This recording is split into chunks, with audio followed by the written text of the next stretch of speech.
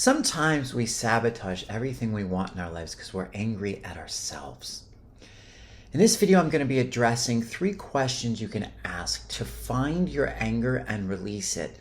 And I'm also going to be talking a little bit about how this pattern manifests.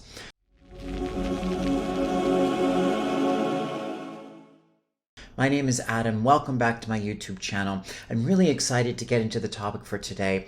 First, I want to let you know I'm doing free breakthrough calls. There is a link pinned in the comments section below. These are 30-minute calls where we go over your vision for your life, what's stopping you, and what you can do to step into your power. Now, I have come to realize kind of consistently and ongoingly, but again, very recently, that the majority of my frustration with life has really come down to just me being mad at me. Can you relate to this? Does this make sense? Have you been there? Are you there now? It's very easy for us to blame. And most certainly there are people and things that have parts in situations that have occurred to us. But one of the tricky things is in our society, we are taught basically to blame everybody else all the time for everything. We're taught to blame people for our feelings. We're taught to blame our parents. We're taught to blame, the system. We're taught to blame anything you can think of. And the problem with that is that takes all of our power and it gives it to something that we can't control, nor is it really the truth. So I'll give you an example in my own life. Like I woke up spiritually many, many years ago, and I had, a major awakening and went into all this self-development work and inner work and belief work and meditation, energy clearing and studying trauma extensively all day, every day for like 17 years now. But I kind of skipped the step of getting my human life in order.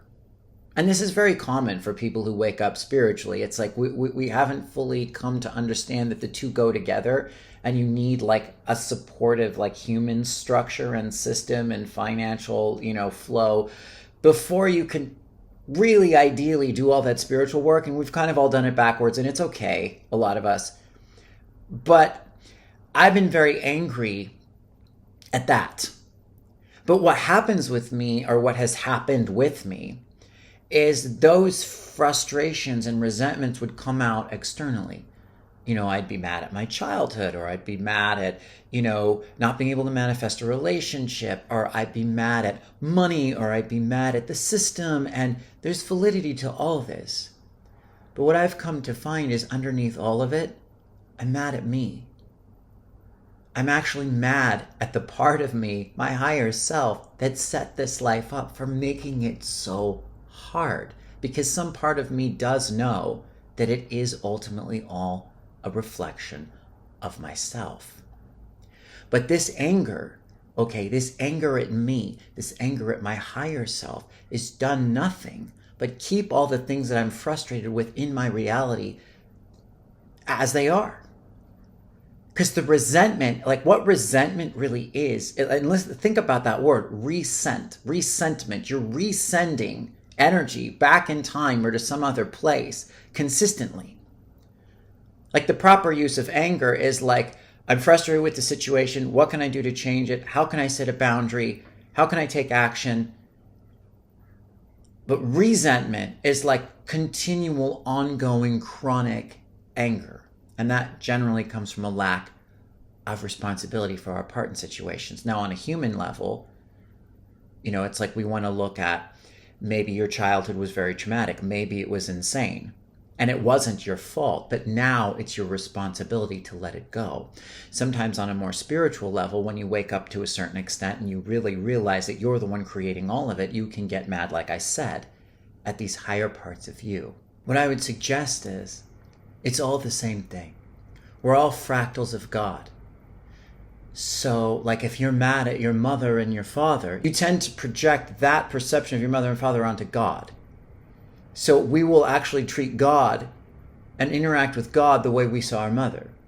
Or, if you're mad at your higher self, there may be some part of your higher nature that got disconnected from God too.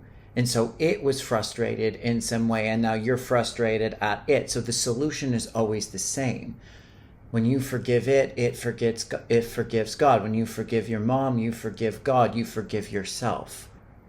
But it helps to be aware of all these different layers playing out at one time. That anger outside, inside, at your childhood, at the higher self, at the world, is all the same thing. It's just a giant lens that I've been seeing everything through. And I've cleared, many, many layers of this, but it's ongoing. So how does this resonate with you? Do you find that at the end of the day, you're just really angry at yourself? Because a lot of times that's what happens. Like if you experienced trauma as a child, you may be angry at the people that perpetuated that, but what underneath that, we tend to be angry at ourselves for allowing it to happen, or feeling like we deserved it, or whatever patterns we took on. And it happens in steps, forgiveness, and forgiveness is simply letting go. It's not saying that what happened is necessarily okay. It's just realizing that you're not going to hold on to it anymore. But the first step is letting go of the anger at the others, and then, like, the real thing is letting go of the anger at yourself. So here are 3 questions you can ask to start to untie this knot. 1, what are the lessons? What are the lessons that you have gotten and learned, or were meant to learn, or could learn from whatever it is that you're mad at? What did it teach you? Your lesson could be, like I said, like maybe your childhood didn't really make any sense. And the lesson is that it didn't make any sense. And you didn't do anything to cause it at the time. It's not your fault, but it is your responsibility now. And now, in this moment, there was nothing you could do as a child, but now you can let it go. And then what is it that it taught you? Maybe it taught you conviction. Maybe it taught you compassion. Maybe it gave you a drive or a purpose to help others, to make sure that that never happens to them. When you start to see the positive aspect of the lesson, the anger dissolves because it now has a place to go. Number 2 question you can ask: what are the strengths? What are the strengths that you gained from the experiences you went through that you're frustrated at? Okay, an example for me would be, when I first started doing energy work in 2008, I would be trying to manifest things and trying to create what I wanted. And one of the first energy workers I went to, I would be like, why isn't this working? And she'd be like, it's your ancestors. And I was like, what the fuck do you mean it's my ancestors? Like, where are my ancestors? This is my life. It's not my ancestors' life. But as I've grown, I've come to understand that we do sometimes have contracts to heal our ancestral layers. And in a way, we want to take full responsibility for everything, but it's also complicated. Sometimes what's being reflected back to us isn't just us. It's like we're carrying in our DNA all of the experiences of all of the people who've come before us. And I come from a Jewish lineage that had a lot of trauma. And so there are parts of the Jewish lineage, because of the trauma, that didn't feel worthy, didn't feel deserving. We're still angry. We're still frustrated. So they would that energetic would sabotage what I was creating. And I would just be mad at it. And one of the ways to heal this is to find the strength. So what is the strength for me? An example would be persevering at any and all cost. Also, the Jewish mind, even though it can be incredibly frustrating because there's so much trauma and worry and, like anticipating problems and looking for what's wrong and like turning everything into this major ordeal, it's also incredibly sharp. There's a very high level of intelligence to, the Jewish mind, and it can be used to like solve problems and have discernment and cut through issues and find the root of an issue or the problem and, find a resolution. And that's an incredible gift. And also, the connection that the Jewish people have to each other in the trauma, though one of the shadow aspects can be codependency, there's an incredible potential for compassion and love and connection. And as I've started to unpack these things and unravel them, I've begun to harvest the gifts, and that begins to heal the past and let go of the anger. So what are the strengths in your history? It doesn't have to be your ancestry, just in the lessons you've learned, the things that you've gone through. And the number 3 question you can ask is, how are you attracting or reflecting this frustration at yourself into your life?